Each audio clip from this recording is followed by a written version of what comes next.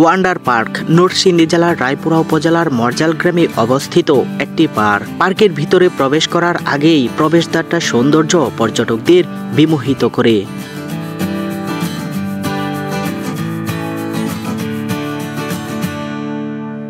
এই পার্কের ভিতরে প্রবেশ করার জন্য প্রতিটি টিকিটের মূল্য 200 টাকা। 200 টাকা দিয়ে টিকিট কেটে চলে এলাম পার্কটির ভিতরে।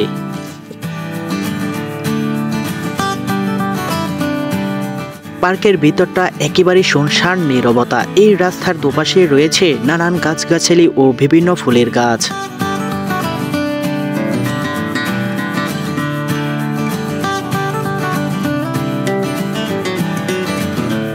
পার্কটির ভিতরে প্রবেশ করে সোজা এগিয়ে এলেই দেখতে পাবেন জাতীয় পশু রয়্যাল বেঙ্গল টাইগারের প্রতিকৃতি ও পাশাপাশি সিংহের একটি প্রতিকৃতি দুটোই দারুণ।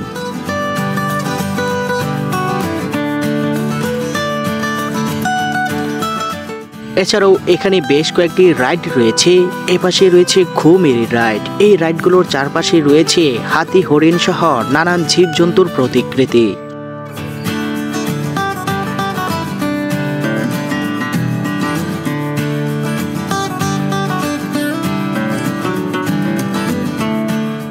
এই ওয়ান্ডার পার্কের বেশ কিছু জায়গা জুড়ে রয়েছে একটি র্যাক বা পুকুর। এই র্যাকটি পার্কের সৌন্দর্য বৃদ্ধি করেছে অনেকাংশ।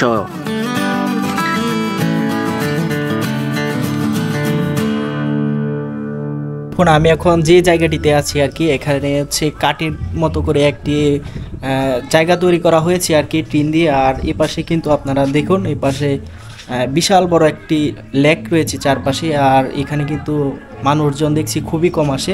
আসলে সাপ্তাহিক ছুটির দিন অথবা সরকারি ছুটির দিনগুলোতে এখানে মানুষ কিছুটা আসে। আর দেখুন, আর বিশেষ করে এই জায়গাটা দেখছি খুবই সুন্দর, কারণ চারপাশে কিন্তু একটি লেক দেখতে পাচ্ছি।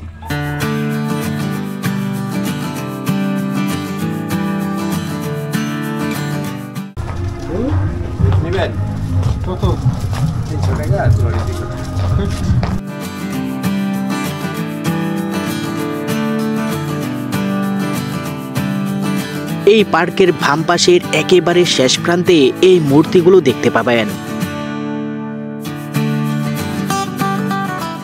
এই পার্কটি ততটা বড় নয়, প্রতিদিন খুব অল্প সংখ্যক মানুষ এখানে ঘুরতে আসেন। তবে সরকারি ছুটির দিনগুলোতে অনেকে আসেন এখানে। পার্কটির ভিতরে প্রবেশ করার আগে 200 টাকা দিয়ে টিকিট কেটে যে সৌন্দর্য মনে মনে কল্পনা করেছিলাম তার ছিটে ফুটাও এখানে নেই। শুধু পুরো পার্কটি নানান ফুল ফলাদির গাছপালায় ভরা। যারা প্রকৃতির সান্নিধ্যে একা সময় কাটাতে কিংবা নির্জনতা পছন্দ করেন তাদের এখানে ভালো লাগবে। এই পার্কের এপাশে ওপাশে চলতে ফিরতে মাঝে মাঝে এমন সুন্দর সুন্দর মূর্তি দেখতে পাবেন, যে মূর্তিগুলো অসাধারণ লোকে তৈরি করা হয়েছে।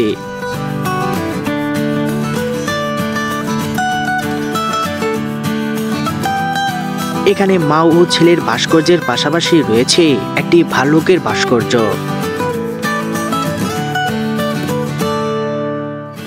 বন্ধুরা, আমি এখন মরজাল ওয়ান্ডার পার্কের এমন একটি জায়গায় দাঁড়িয়ে আছি। আপনারা দেখুন, এখানে কিন্তু দুটি ভাল্লুক রয়েছে। ভাল্লুকের যে ভাস্কর্য, পাশাপাশি পিছনে কিন্তু একটি ভাস্কর্য রয়েছে, মা শিশুকে আদর করছেন।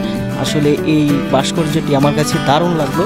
আর পাশাপাশি আমার এই পার্কে বলতে এ পার্কে নয়, বিভিন্ন পার্কে যাওয়ার অভিজ্ঞতা একেবারেই কম। আমি কিন্তু যে মানুষের যে কৃত্রিম সৌন্দর্য আমি তেমন একটা পছন্দ করি না।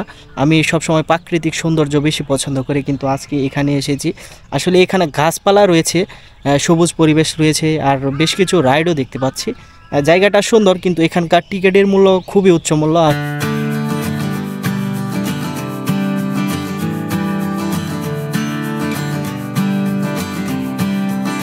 বন্ধুরা, এখানে দেখুন একেবারে এক পাশে কিন্তু এখানে কিন্তু খাবার রান্না করা হয় যারা পার্কের কর্মরত রয়েছেন।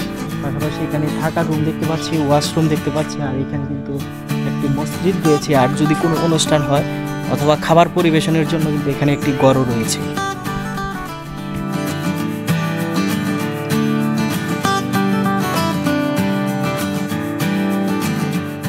বন্ধুরা, পার্কের এপাশে হচ্ছে বাগান করা হয়েছে। আপনারা যদি দেখেন, এখানে কিন্তু গোলাপ থেকে বিভিন্ন গোলাপের ফুল রয়েছে, ফুল গাছ রয়েছে, ফুল ধরে রয়েছে। আর পাশাপাশি এখানে কিন্তু এক ধরনের ফুলের বাগান রয়েছে। এপাশে রয়েছে আসলে এই এরিয়া পুরোটা জুড়েই কিন্তু বিভিন্ন ফুলের চাষ করা হয়েছে।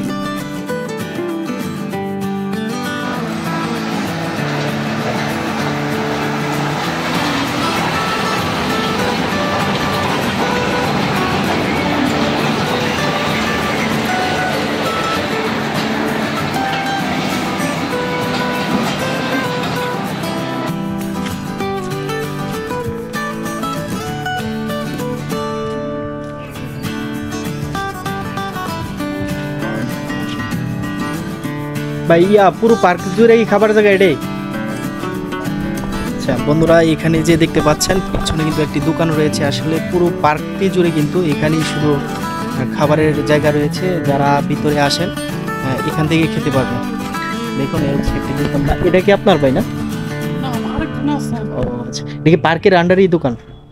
ও আচ্ছা, এখানে কিন্তু একটি কফি নিয়েছি। আসলে এই পার্ক সম্পূর্ণটি ঘোরা শেষ, আর মন চাচ্ছে না, যেতে মন চাচ্ছে না, কারণ 200 টাকা দিয়ে টিকিট কেটেছি।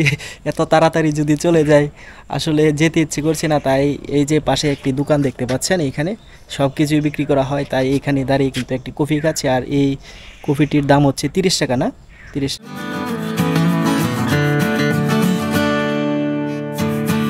এছাড়াও এখানে একটি ইকো রিসোর্ট নির্মাণ করা হয়েছে। এই পার্কে ঘুরতে আসা অনেক পর্যটকেরাই এখানে রাত কাটিয়ে থাকেন।